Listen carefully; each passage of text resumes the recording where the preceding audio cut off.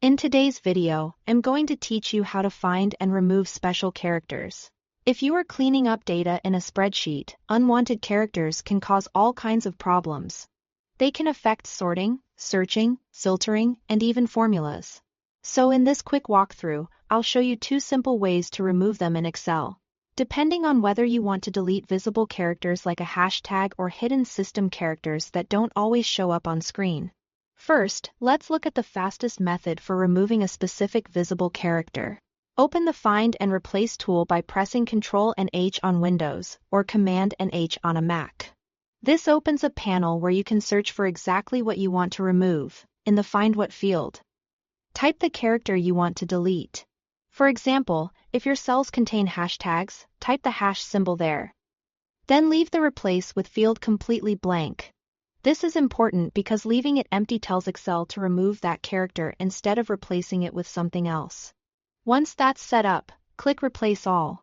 Excel will scan through the selected range, or sometimes the full sheet depending on what you have active, and remove every instance of that character in one action. This method is great when you already know which symbol is causing the issue, and you want a quick cleanup without editing cells one by one. Now let's cover another common situation. Invisible or non-printable characters. These are characters that may come from copied data, imported files, or external systems. Even though you might not see them, they can still interfere with formatting and calculations. To remove those, use the Clean function in Excel. In a blank cell, enter =clean. Then open a parenthesis, and select the cell you want to clean. For example, you would type =clean open parenthesis. A 1 close parenthesis. Then press Enter. Excel will return a cleaned version of the content from that cell, with non-printable system characters removed automatically.